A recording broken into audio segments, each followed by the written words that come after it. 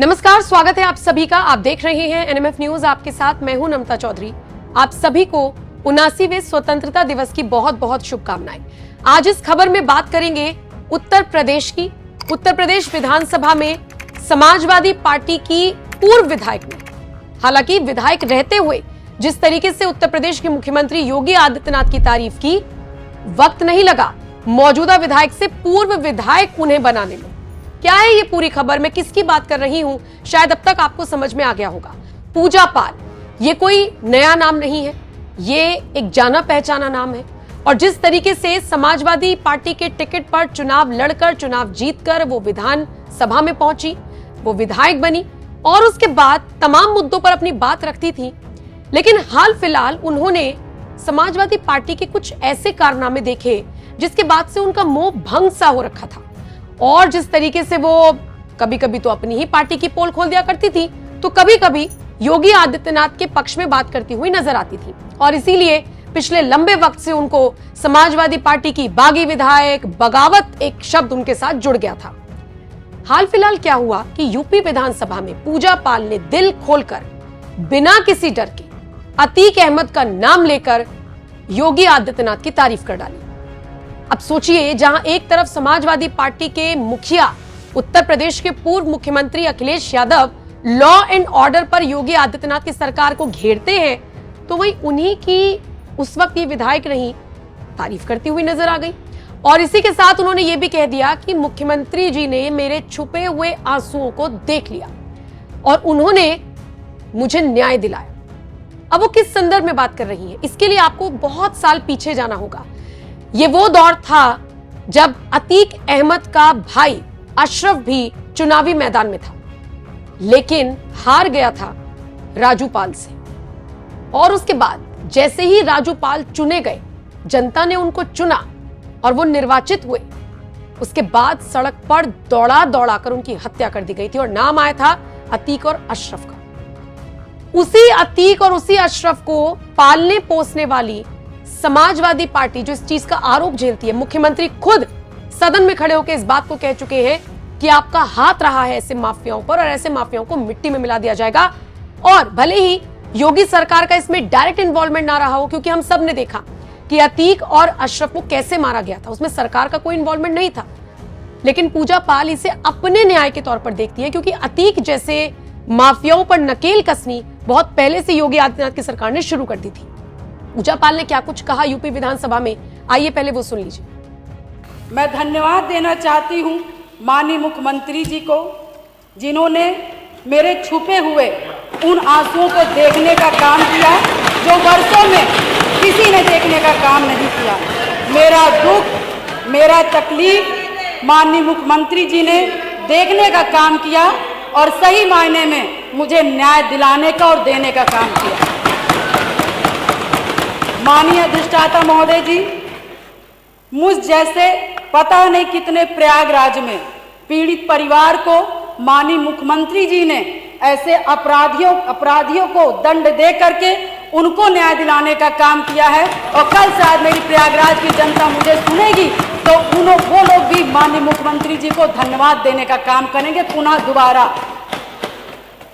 और माननीय अध्यक्ष जी, मेरे जैसे पता नहीं कितने महिलाओं की सिंदूर को मिटाया गया, पता नहीं कितने माताओं की गोदी सूनी कर दी गई। मैं धन्यवाद देना चाहती हूं ऐसे मुख्यमंत्री जी का, जिन्होंने जीरो टॉलरेंस ला करके, पॉलिसी को ला करके, अपना करके अपराध और माफिया अतीक अहमद जैसे अपराधियों को मट्टी में मिलाने का काम किया। अब पूजा पाल का ये बयान सामने आया और तुरंत अखिलेश यादव को लग गई मिर्ची।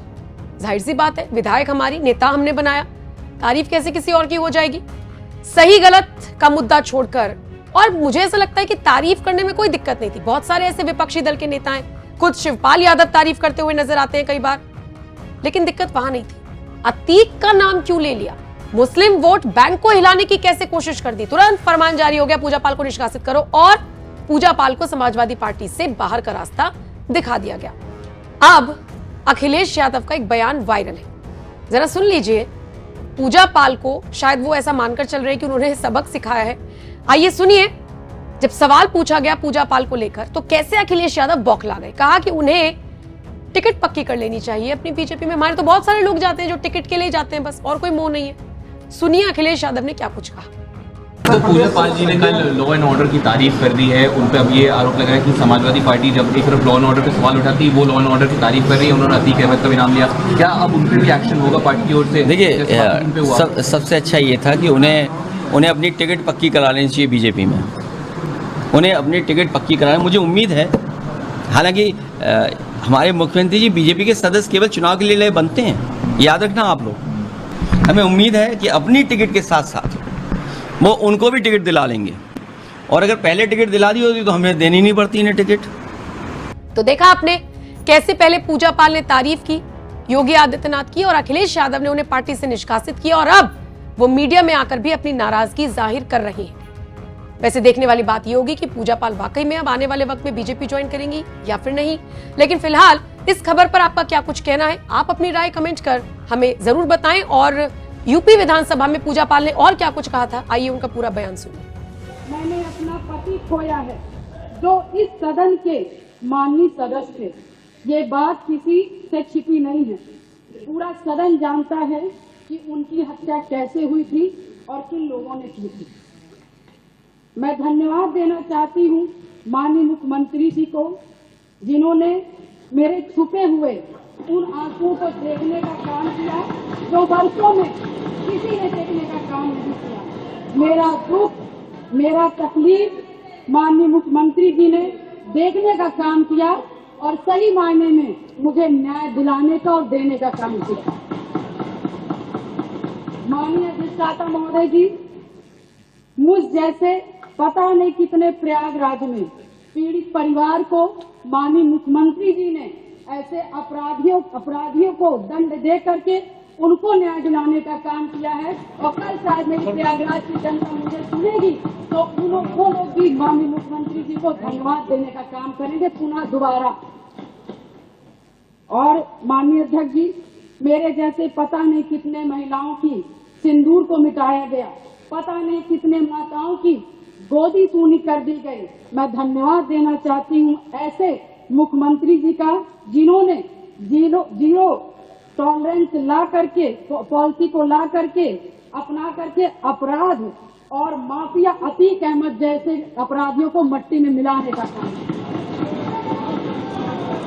आज प्रयागराज अधिष्ठाता महोदय जी, आज प्रयागराज ही नहीं अपितु पूरा उत्तर प्रदेश की जनता आज माननीय मुख्यमंत्री जी के तरफ विश्वास की नजर से देखता है कि कोई भी प्रदेश का कोई भी माफिया या भूमाफिया हमारे भाई की तरफ, हमारी महिलाओं की तरफ, हमारी बहनों की तरफ बुरी नजर से उठा के देखने का काम करेगा तो उस हर अपराधी को मिट्टी में मिलाने का काम किया जाए।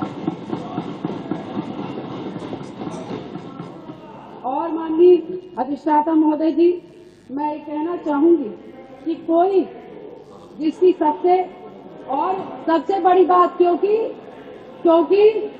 जो करके दिखा दे उसी पर विश्वास किया जाता है। मैं भी 3 बार इस सदन की विधायक रही हूँ, बहुत छोटी उम्र से रही हूँ। सबकी विश्वास और सबकी आस से मैं यहाँ पर आई हूँ। उसी आशा और विश्वास को जब भी मुझे किसी ने दिलाया है तो मैं उसके साथ खड़ी रही हूँ। मैं कहना चाहूंगी कि इसकी सबसे बड़ी नजीर प्रयागराज में आपने हत्याकांड में देखा होगा, जिस तरह से जिसमें मेरे पति की हत्या हुई थी और जिस घटना को पूरा प्रदेश जानता है। मैं माननीय मुख्यमंत्री जी के आने के बाद मुझे न्याय मिला। मेरे पति के हत्यारे अतीक अहमद को माननीय मुख्यमंत्री जी ने मिट्टी में मिलाने का काम किया। मैं उनके इस जीरो टॉलरेंस पॉलिसी का समर्थन करती हूँ और मुझे लगता है कि इस बात को मैं नहीं कहना चाहती थी, क्योंकि मैंने आज तक चाहे सदन हो, चाहे सड़क हो और चाहे मेरा घर हो, चाहे परिवार हो, मैं विधायक बनी मगर मैंने बहुत ही शालीनता से अपना परिवार, अपना समाज और सदन की मैंने हमेशा गरिमा बनाए रखी। मैंने कभी भी किसी का अपमान नहीं किया। मगर मैं विधायक से पहले मैं 9 दिन की ब्याहता थी।